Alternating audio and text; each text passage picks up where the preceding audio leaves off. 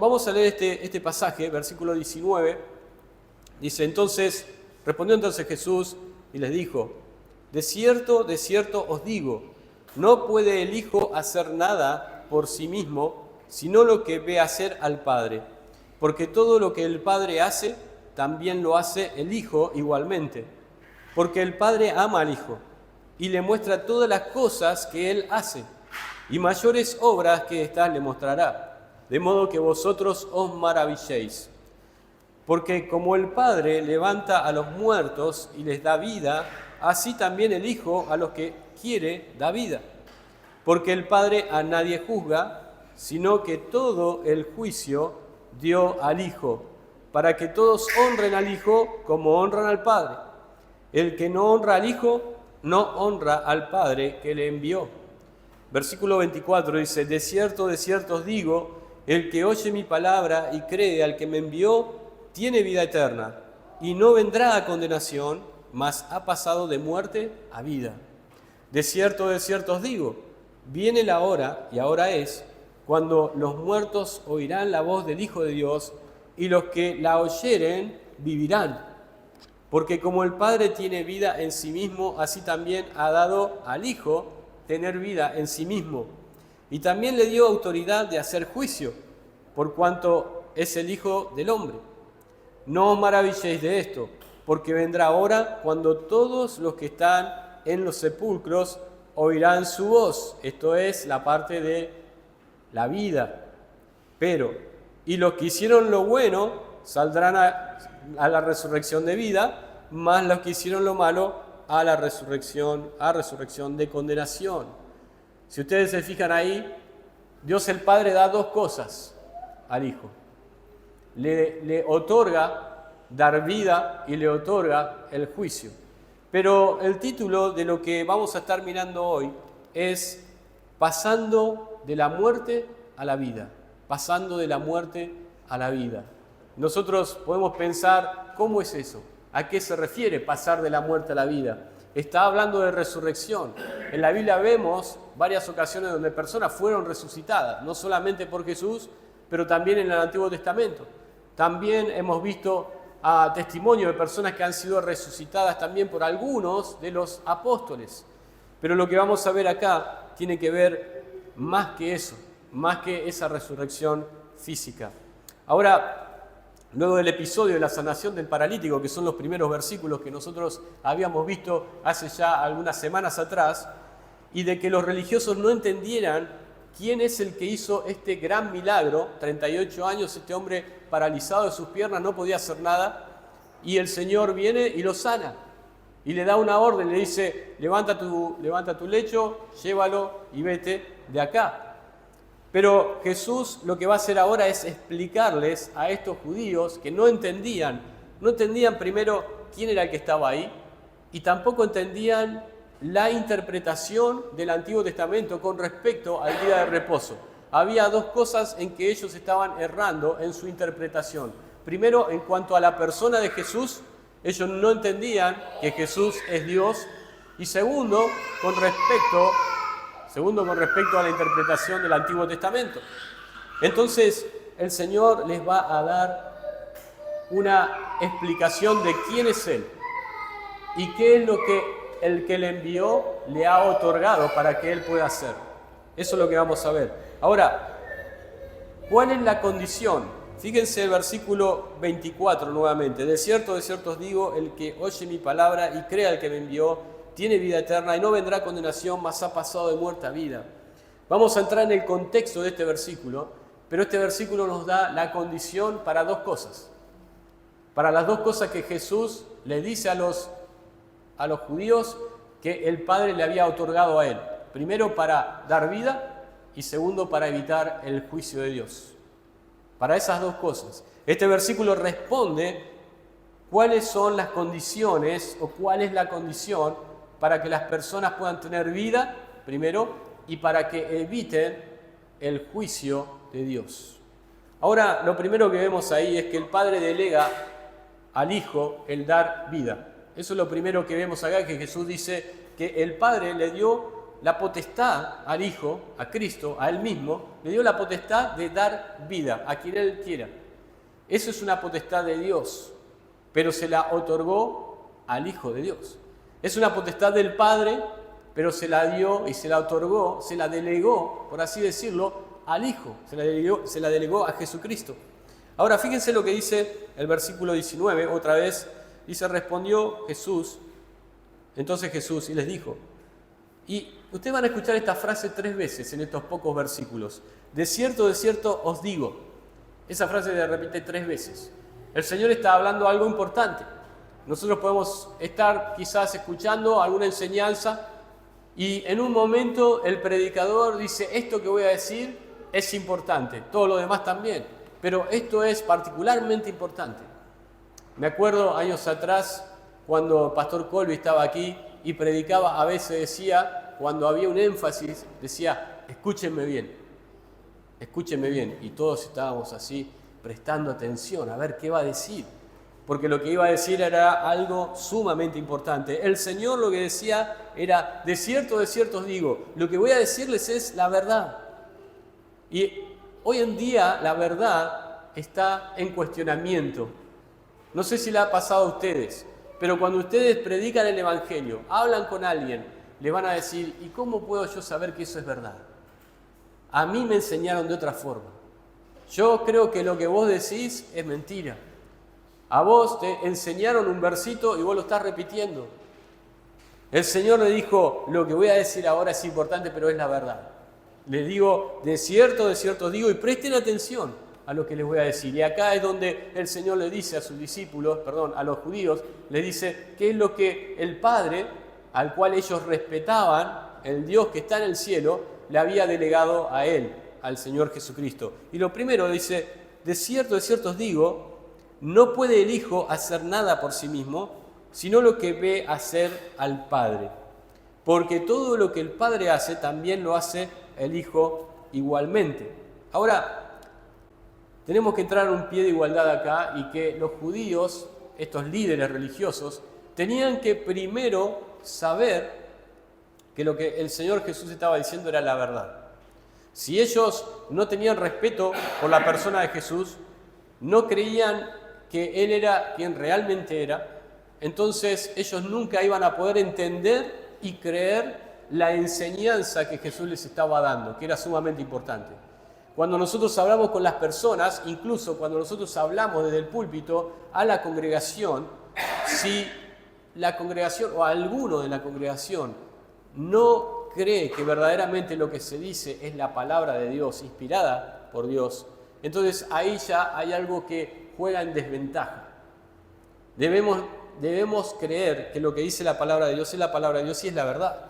Y entonces acá el Señor le dice primero y los lleva a un ámbito que era sumamente conocido por ellos. El Padre y el Hijo, un papá y un hijo. ¿Y qué es lo que solemos pensar nosotros cuando vemos a los hijos y a un padre? Cuando vemos un padre y de su mano su hijo, lo primero que pensamos es, bueno, es su hijo porque va de su mano, pero además también tiene sus rasgos característicos. Se le parece, es parecido, pero no solamente se le parece físicamente, y muchas veces los hijos se parecen en carácter a los padres, eso es verdad. Y se parecen no solamente en el buen carácter, sino también en el mal carácter. Se parecen al padre y a la madre, eso es verdad, ¿no? Y a veces es una mezcla de las dos cosas. Entonces el hijo se parece al padre, pero no solamente se parece al padre físicamente, no solamente se parece al padre en lo que es el carácter, característicamente, pero también se parece en sus gestos y aún en sus acciones. ¿Han visto ustedes a un niño que muy probablemente hace los mismos gestos que hace su padre? Si es un hijo varón, hace los gestos que hace su papá. Si es una hija mujer, generalmente hace los gestos que hace su mamá. Y eso son cosas que son normales, son naturales. Ahora, las acciones también, la forma de hacer las cosas, también son parecidas. Si un papá hace una cosa de cierta manera, el hijo va a querer hacer lo mismo.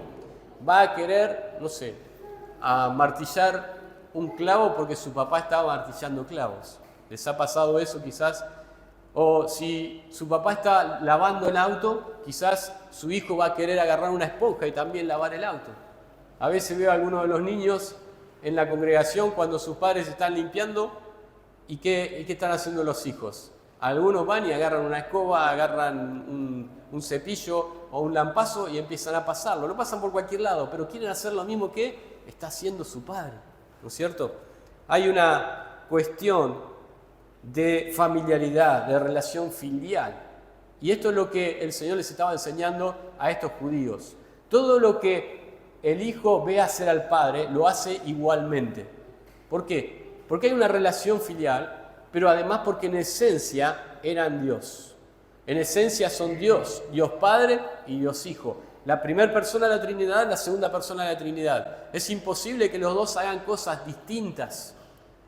Es imposible que el Hijo haga lo opuesto que hacía el Padre.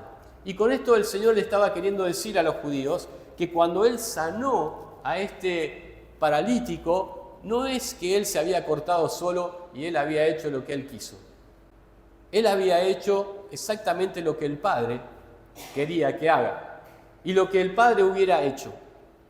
Esto era una señal de que Él era Hijo de Dios. Era una señal de que era Dios mismo y de que lo que Él hacía estaba completamente comprobado por el Padre.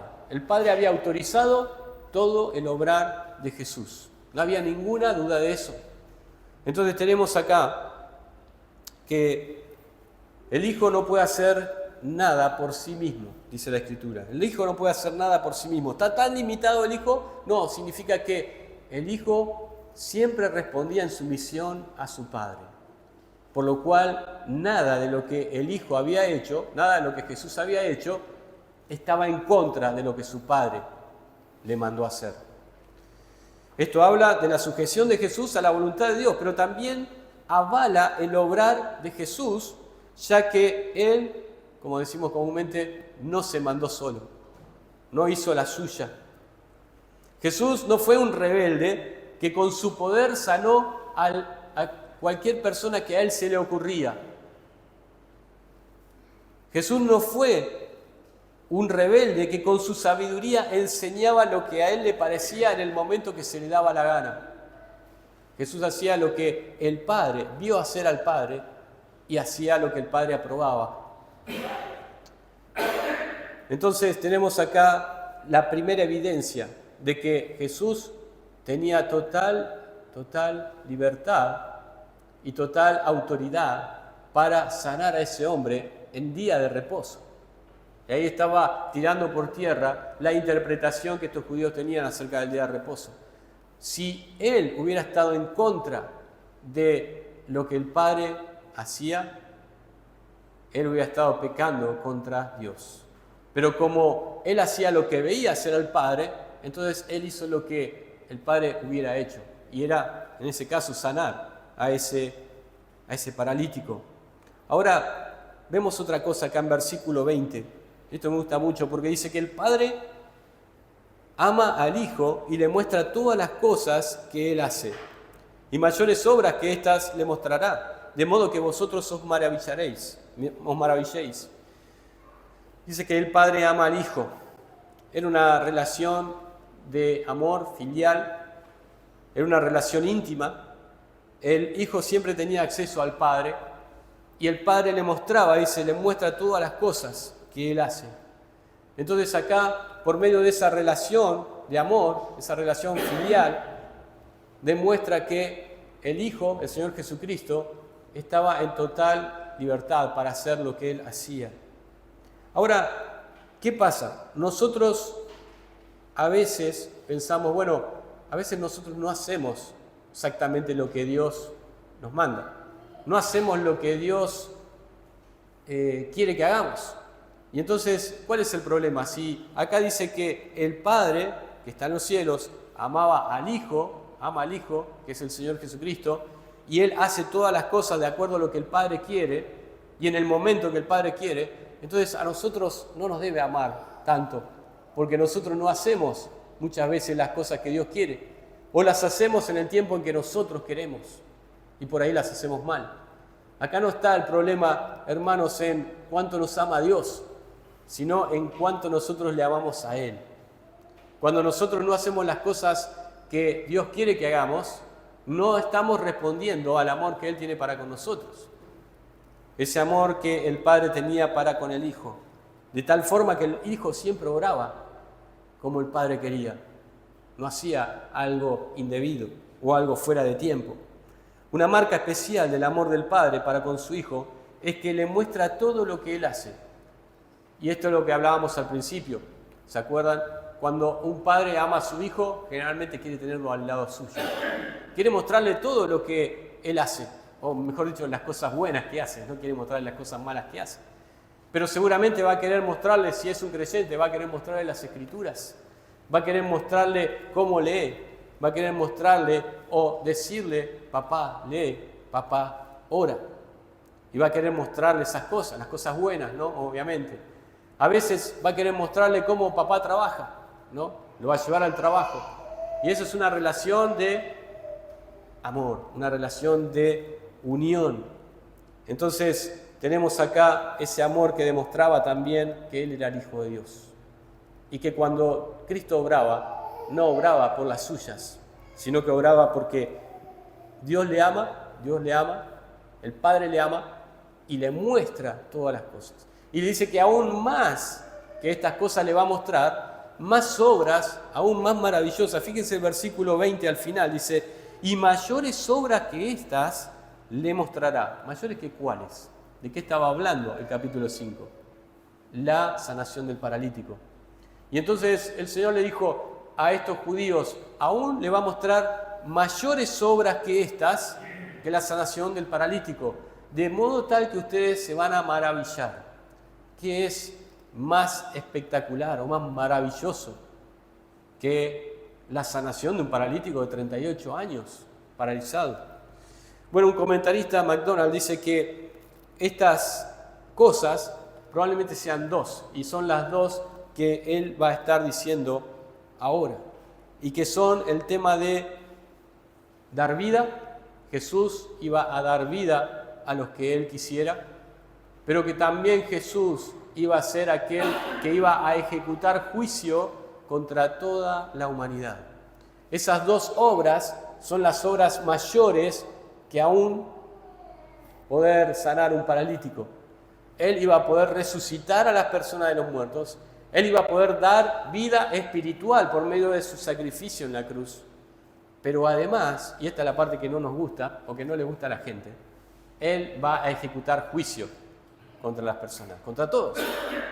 Juicio contra toda la humanidad. No hay ninguna persona que vaya a escapar del juicio de Dios. Y con esto quiero decir, y me adelanto un poco al final, que hay personas que van a estar delante de Dios en el gran trono blanco. Pero hay personas creyentes que van a estar delante del Señor, delante del tribunal de Cristo. No hay nadie que se escape del juicio. Si bien uno de esos dos juicios es para perdición, es para el infierno, el otro juicio es para recompensas. Y muchos creyentes van a perder su recompensa porque van a estar en ese juicio de una forma incorrecta. Ahora, lo que vemos acá es que el Padre delega al Hijo, lo primero que vemos que delega es el dar vida. Es el título de lo que venimos diciendo, el dar vida. Y eso es, el versículo 21 dice, porque como el Padre levanta a los muertos y les da vida, así también el Hijo a los que quiere da vida. Eso es el primer poder, la primera autoridad que Dios Padre delegó al Hijo en este pasaje. Cristo es el autor de la vida. Hemos leído en capítulo 1 que dice que este era el verbo, en él estaba la vida y él era la luz de los hombres. Cristo es aquel que creó todas las cosas y todas las cosas por él subsisten. No solamente que él hizo la vida, hizo la creación en el principio, sino que él también sustenta la vida desde ese momento. Si el Señor Jesucristo no sustentara la vida, esto sería un caos completo y sería una muerte una pandemia de muertes en un instante. Él es el que sostiene toda la vida. Él es, ¿se acuerdan? La resurrección y la vida. Él es el camino, la verdad y la vida. Él es el Señor Jesucristo. Pero ¿quién es el que delegó esa importante autoridad? El Padre.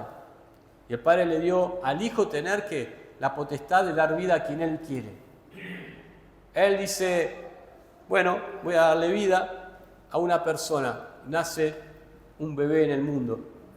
Si ustedes vieron esos contadores que hay en internet, cuántos bebés nacen en el mundo, cuántos nacimientos hay, es como que el reloj va rápido, rapidísimo. Pero de repente al lado hay otro reloj. Y es el reloj de cuando Cristo dice, a este no quiero ya darle más vida. Y ese reloj va un poco más despacio. Sin embargo, va bastante rápido. Y si nosotros nos quedamos un rato para ver ahí, vemos que personas mueren constantemente por segundo. Es impresionante. Pero le dio potestad de dar vida a quien Él quiere. Pero no solamente vida física, también vida espiritual. El nacer de nuevo. Con Él estaba la vida y la vida era la luz de los hombres. Y Él es antes de todas las cosas y todas las cosas por Él subsisten. Colosenses 1:17. En esto Jesús apeló al máximo poder que puede haber, es dar vida. Es más aún que ¿qué? Que levantar un paralítico. Es más aún que eso. Es difícil pensar que un poder y autoridad más grande que el de resucitar a los muertos. No hay nada más grande que eso. No hay nada más, ningún poder más grande que dar vida. Bueno, nosotros decimos, Él es el creador del universo, pero dentro de esa creación, Él lo que hizo fue crear la vida. Creó la vida. Y la vida es tan compleja, la vida física solamente, es tan compleja. Pero Él la creó y Él la sostiene. Y los líderes religiosos no querían pensar mucho en la habilidad de Jesús para sanar al paralítico. Ellos estaban negados a creer que Él era Dios porque había sanado un paralítico. Y ahora cuando ellos vean que Él tiene la potestad de dar vida a las personas, ¿qué van a pensar? Y cuando ellos se enfrenten al juicio de Dios y vean a Cristo, ¿qué van a pensar? Lo segundo que vemos, segundo punto, es el Padre delega el juicio de todos al Hijo. El Padre delega el juicio de todas las personas en toda la historia, en todo el mundo, al Hijo de Dios. Y eso lo vemos en versículos 22 y 23, pero también en versículos 27 al 29. Vamos a leer solamente versículos 22 y 23. Porque el Padre a nadie juzga. Nosotros decimos, ¿cómo? ¿No es que Dios es el juez de toda la tierra, como dice Salmos? ¿No es que Dios es el que va a juzgar a toda la humanidad, aquel que está en el trono blanco?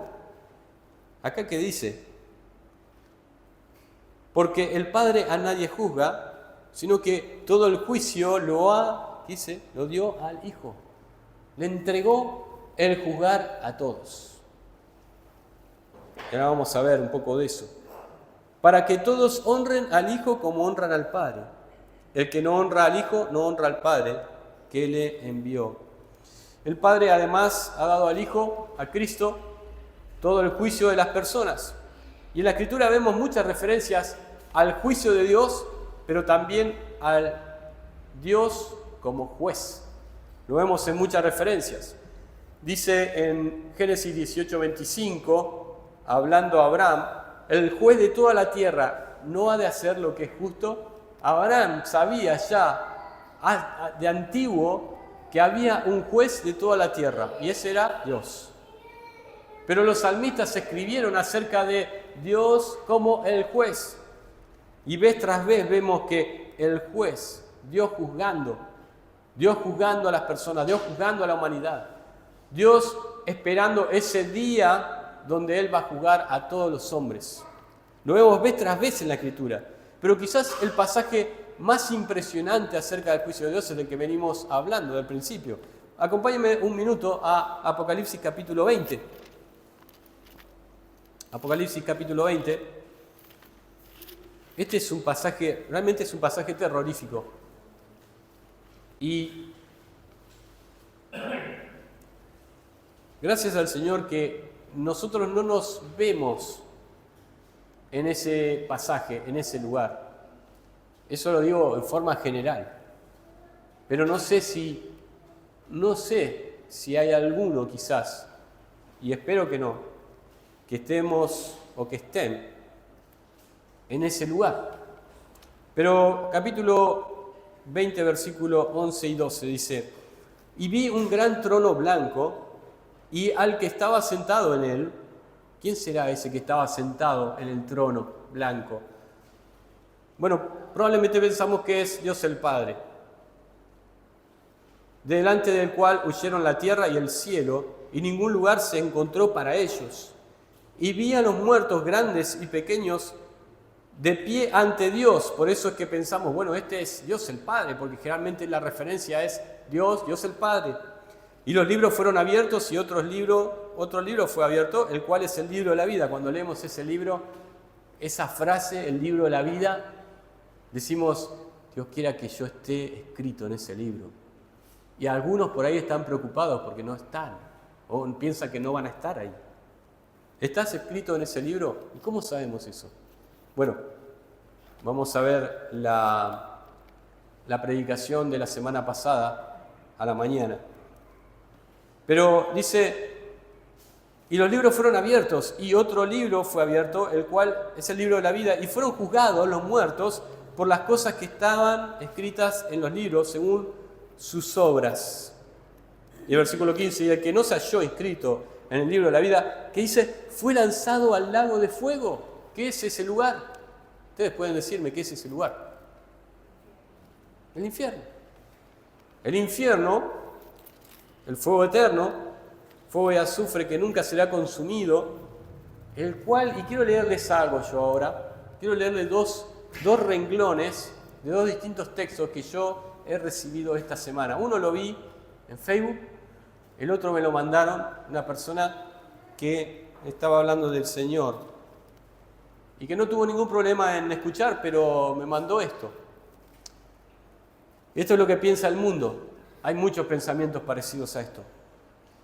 Y es que uno de ellos dice así: se ha constituido una gramática, escuchen esto, se ha constituido una gramática del Espíritu donde la salvación no es un premio a la virtud, sino un rescate pagado a plazos para evitar una tortura que no tiene fin. Esto lo escribió alguien que está tratando de mentalizarse de que en realidad no hay infierno, que no hay juicio. Porque dice que esto es lo que otras personas han inventado, los líderes religiosos han inventado para que las personas tengan miedo y estén todos adentro de las iglesias. Y ustedes van a decir, ¿cuántos hay adentro de la iglesia? ¿Ha generado miedo el infierno? Yo creo que no. Bueno, pero eso es lo que dicen las personas. Ahora vamos a ver por qué. La segunda es algo que me llegó, no que me llegó al corazón, sino es algo que me vino, me lo mandaron, y dice así. Dice, esto es lo que escribe un filósofo holandés. Deja de tenerme tanto miedo, hablando Dios al hombre. Deja de tenerme tanto miedo. Yo no te juzgo, ni te critico, ni me enojo, ni me molesto, ni castigo. Yo soy puro amor. Te he hecho absolutamente libre. No hay premios ni castigos. No hay pecados ni virtudes. Nadie lleva un marcador, nadie lleva un registro. Esto es impresionante. Esta persona que en su mente trata de evadir el juicio diciendo que Dios es bueno, Dios es amor, soy puro amor, y vos tenés la libertad de hacer todo lo que vos quieras, disfrutad de este mundo. El texto sigue diciendo un montón de cosas más. Disfrutad de este mundo. Porque no va a pasar nada. Imagínate, si yo soy tan bueno, ¿cómo te voy a juzgar? ¿Cómo te voy a condenar en el infierno? Eso es una mentira. Es increíble cuánto hay en el mundo y en el pensamiento de la gente en contra del juicio de Dios. ¿Por qué? ¿Por qué es así? ¿Por qué es así si es tan claro?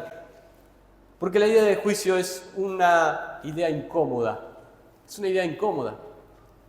No nos gusta pensar que va a haber un juicio. ¿Por qué? Porque Dios no nos va a dejar hacer lo que nosotros queremos. Dios no va a estar agradado en lo que nosotros queremos y entonces nos va a llamar la atención. Si hay un juicio, entonces yo no puedo vivir como yo quiero. Yo no puedo hacer mi voluntad, no puedo satisfacer mis propios deseos, mis propios placeres. Entonces, ¿qué es lo mejor que puedo hacer? Poner en mi mente que en realidad eso es una mentira y que lo han inventado los hombres para que las iglesias se llenen. Las iglesias que hoy en día están más llenas, ¿saben cuáles son? Las que no hablan del infierno. ¿Qué les parece eso? Entonces, Dios el Padre dio toda la potestad al Hijo para juzgar, para hacer el juicio.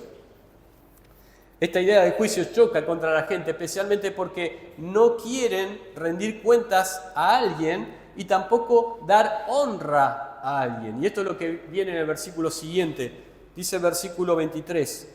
Versículo 22 otra vez. Porque el Padre a nadie juzga, sino que todo el juicio dio al Hijo, para que todos honren al Hijo como honran al Padre.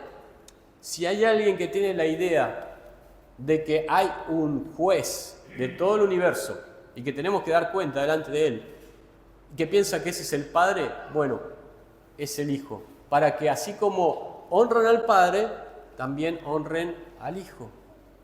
Si ustedes saben que hay alguien al cual van a tener que dar cuenta, ¿saben qué van a hacer con sus vidas? ¿Saben qué voy a hacer con mi vida si sé exactamente y perfectamente que me va a juzgar a alguien y que me va a mandar al infierno? ¿Qué es lo que voy a hacer con mi vida? Voy a honrar a aquel que me va a juzgar. No voy a estar de enemigo contra esa persona. Voy a tratar de agradarle en todo. Y cuando digo tratar de agradarle en todo, es en el buen sentido, obviamente. No podemos agradar a Dios. No podemos agradar a Cristo, que es el juez. Aparte de el obrar de Él en nuestro espíritu. Y lo tercero que vemos es que Jesús revela la condición, lo que habíamos visto al principio. Jesús revela la condición a estos judíos religiosos para evitar el juicio y tener vida eterna. El Señor les habló claramente qué era lo que ellos tenían que no hacer, sino que lo que ellos tenían que oír y creer para poder evitar el juicio y para tener vida eterna. O sea, sencillo, claro, no hay vueltas. Les dio como un bonus. ¿Vieron cuando dice, te doy un bonus? ¿No? Te estoy explicando acá que el Hijo tiene la potestad de dar vida. Te estoy explicando que el Hijo tiene toda la potestad de juzgar, de condenar a las personas. Pero yo te voy a decir cómo evitar ese juicio y cómo tener vida eterna. Después tomalo y dejalo. Tomalo y dejalo. Sos libre para hacerlo. Versículo 24, de cierto os digo, y acá otra vez esa frase, ¿no? De cierto os digo. El versículo 25 dice, de cierto os digo, presten atención a esto. El que oye mi palabra y crea al que me envió, tiene vida eterna. Y no vendrá a condenación, mas ha pasado de muerte a vida. ¿Qué es lo que está diciendo acá? Lo mismo que él ya dijo antes. Él dijo, el que crea al que me envió tiene vida eterna. ¿Quién es el dador de la vida? Jesús. Y no vendrá a condenación. ¿Quién es el que hace el juicio? Jesús. Pero te voy a decir cómo hacer para evitar eso. Jesús utiliza 2 veces acá esa palabra porque es algo importante. Quiere enfatizar una enseñanza fundamental para que nosotros podamos entenderla. El Padre dio al Hijo la tarea de dar vida y de juzgar. Estas 2 tareas están unidas estrechamente. Dar vida y juzgar están estrechamente unidas. Tiene que ver una con la otra. No podemos tener vida eterna si estamos delante del trono blanco. Las 2 cosas están estrechamente unidas. Pero ¿cuál es la condición? ¿Cuál es la condición para salir victorioso del juicio y para tener la vida eterna? La condición es, y claramente acá el Señor lo dice, es oír y creer. Yo escribí una fórmula acá. Oír más creer igual a ¿qué? A vida, vida eterna. Oír más creer, vida eterna. No nos olvidemos nunca de eso. ¿Por qué? Esta es una ecuación que debe completarse, debe hacerse de una forma completa. ¿Por qué? Yo le voy a poner algunas hipótesis. Muchos oyeron y no creyeron. ¿Eso es vida? Si la ecuación es oír y creer igual vida, muchos oyeron y no creyeron. ¿Vale oír y no creer? Bueno, no. Ahora, muchos creen, pero no oyen, y creen entre comillas. Muchos creen y no oyen. Acá hay otro de los términos de esa ecuación que no se cumple. ¿Cuál es? El que no oyeron. ¿Y qué es lo que oyeron? Capaz que nada. Capaz que es una tradición. Capaz que dicen que creen. Lo vengo repitiendo muchas veces. Ya me estoy cansando de repetirlo, capaz. No me voy a cansar. Pero, ¿cuántas personas dicen, yo soy creyente? ¿En creyente en qué? Porque no has oído el Evangelio. Has oído, como dice Pablo, otro Evangelio. Quizás no has oído ningún Evangelio. Quizás has oído la tradición. Quizás has oído a las personas lo que te dicen. Tenés que ser bueno, tenés que hacer buenas obras. Tenés que andar más o menos bien. Y creer y no oír no trae vida. Y algunos cuantos más, están en la ecuación de no oyeron ni creyeron. ¿Vieron las tres formas? El primero puede decir que oyó, pero no creyó. El segundo creyó, pero no oyó. No escuchó el Evangelio. Y el tercero ni oyó ni creyó. Ninguna de las dos cosas. Y eso, la ecuación no da vida. No escapan al juicio de Dios. Entonces tenemos acá el que oye mi palabra. ¿Qué quiere decir esto? Oír la palabra de Jesús significa no solo escucharla, sino también recibirla, creerla y obedecerla. Podemos escuchar muchas veces la palabra de Cristo.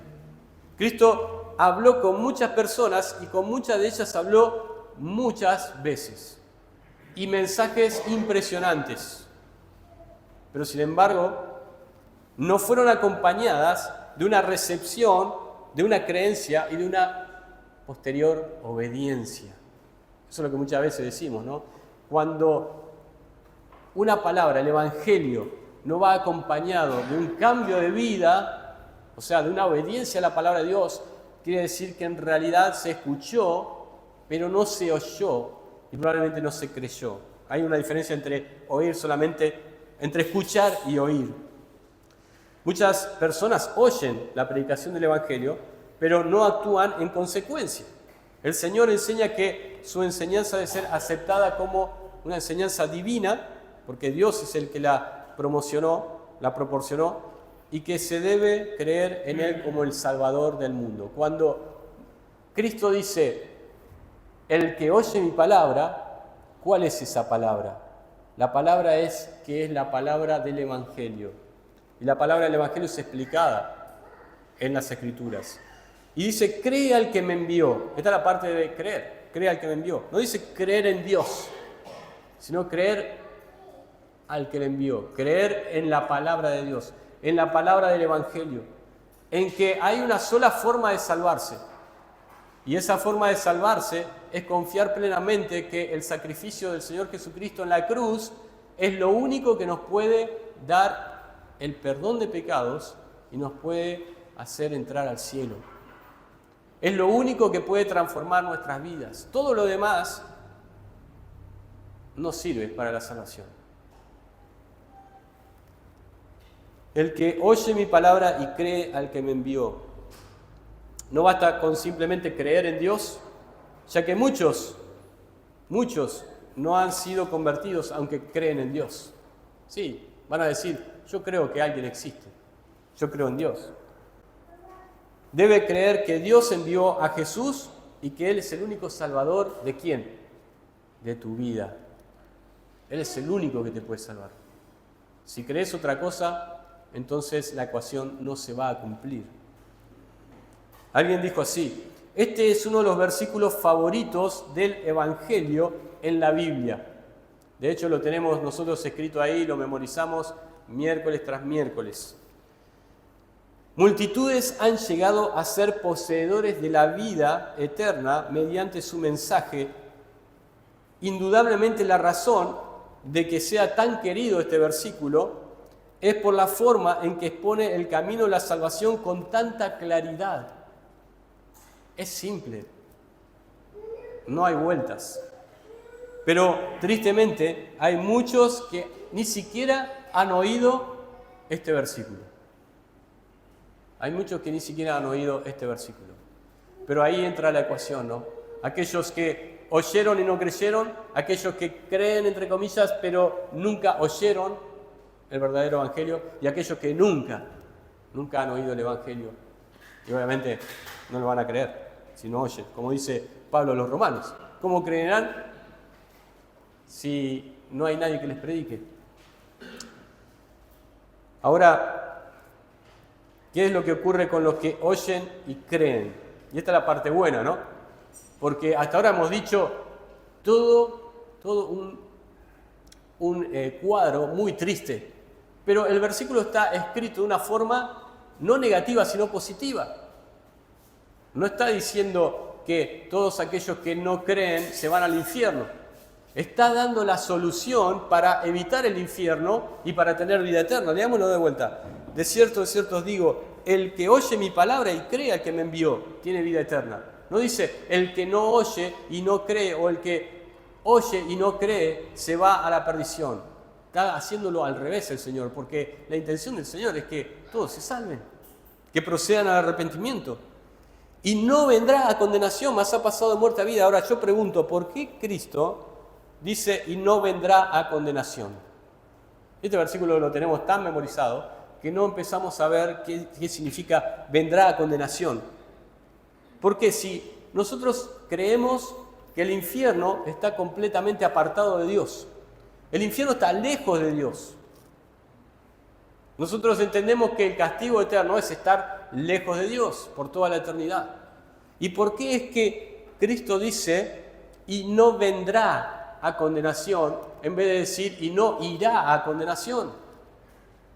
Si el infierno está lejos de aquellos que creen. ¿Qué piensan ustedes?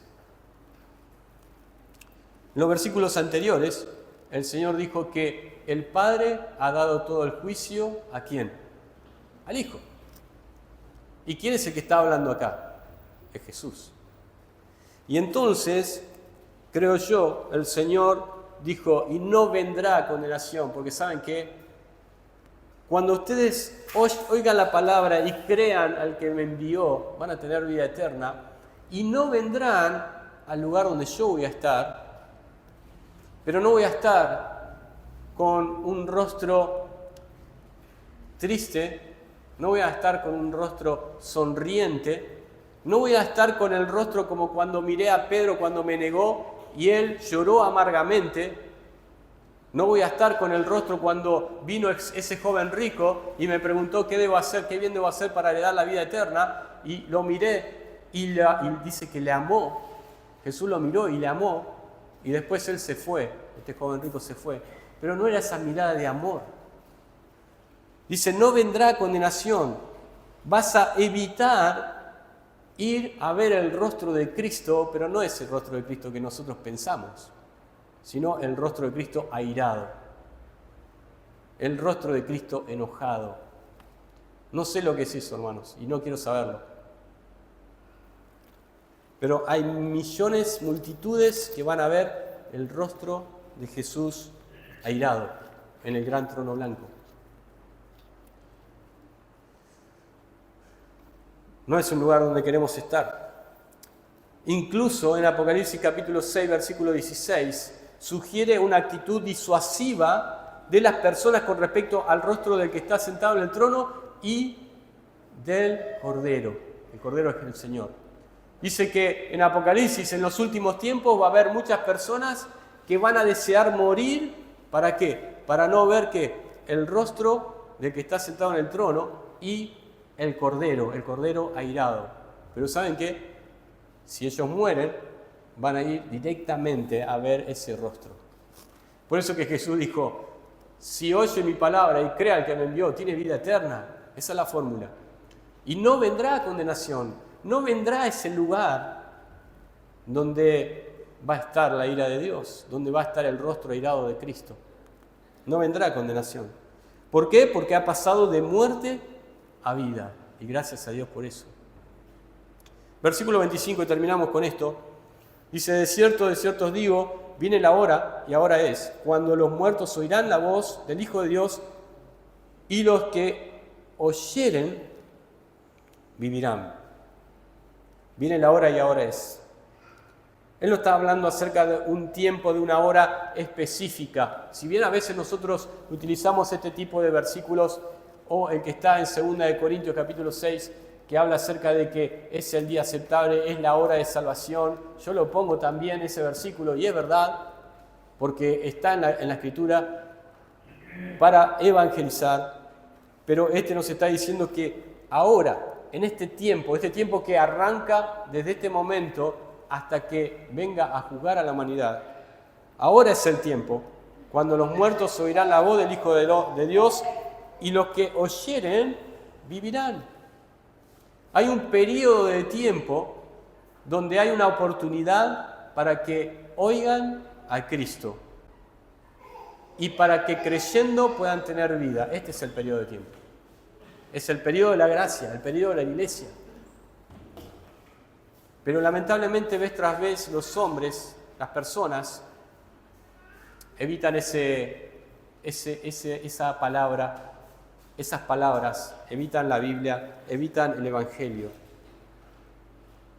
evitan este tiempo de gracia que hay para con la humanidad. Lo evitan. Fíjense lo que dice el versículo 28 al final, versículo 28 y 29. Mas no os maravilléis de esto, porque vendrá hora cuando todos los que están en los sepulcros oirán su voz. Y esto habla de la resurrección, el poder de la vida que Cristo tiene otorgada. Y los que hicieron lo bueno saldrán a resurrección de vida, vida eterna. Mas los que hicieron lo malo a resurrección de condenación. Hay una división ahí. Y es lo que venimos diciendo, ¿no? Siempre. Este pasaje está sacado de Daniel capítulo 12, versículo 2. No está escrito solamente en el Nuevo Testamento, también en el Antiguo. Ahora, conclusiones, muy corto. El Señor Jesucristo es el creador de la vida física. Pero también es el mismo que es el creador de la resurrección y la vida, el camino, la verdad y la vida. Él es la vida. La vida no solamente física, sino también la vida espiritual. Él es el que da vida espiritual. ¿Has nacido de nuevo? ¿Qué puede decir de eso? ¿Estás seguro que sos? Y Jesús va a juzgar, ya lo sabemos, ¿no? Él da la vida, pero Él también juzga. Todo el juicio fue delegado a Él. Esto significa que hemos de estar ciertamente preparados para ese acontecimiento, seas creyente o seas incrédulo. Todo el juicio, dice, ha dado ¿a quién? Al Hijo, a Jesús. Y debemos estar preparados para ese día. Los creyentes van a estar preparados para el tribunal de Cristo. Y por eso es que esto implica que debemos vivir de acuerdo a Él aquí en la tierra, aún los creyentes. Esto nos llama la atención, nos tira la oreja. ¿Por qué? Porque vamos a estar, nosotros pensamos, bueno, pero yo no voy a estar en el juicio del gran trono blanco. Yo zafé. Yo no voy a estar ahí. Yo me voy al cielo. Ah, ¿sí? Pero cuando estés delante del Señor, cuando yo esté delante del Señor, Y me vienen al pensamiento un montón de cosas, donde cuando vea el rostro de mi Salvador, ¿qué le voy a decir? Todos vamos a estar delante del Señor. Como creyentes, también podemos ver esa autoridad de juicio de acuerdo a nuestro andar acá en la tierra. Como dice, fíjense este versículo, 1 Corintios capítulo 11, lo leemos siempre, sabemos de memoria, porque es uno de los versículos que tiene que ver con la cena del Señor. Capítulo 11, 1 Corintios, versículo 31 y 32. Dice, si pues nos examinásemos a nosotros mismos, ¿no seríamos qué? Juzgados. Hay un juicio para el creyente que se va desandando a medida que nosotros vamos viviendo. Y esa es la disciplina bíblica, la disciplina del Señor. Mas siendo juzgados somos castigados, en otras traducciones somos disciplinados por el Señor. Siendo juzgados somos disciplinados por el Señor, para que no seamos ¿qué? Condenados por el mundo. ¿Por qué? Porque no vamos a estar en el juicio del gran trono blanco si somos creyentes. Pero sí el Señor a veces trae juicio acá. A veces nos tiene que llamar la atención. Vamos a orar.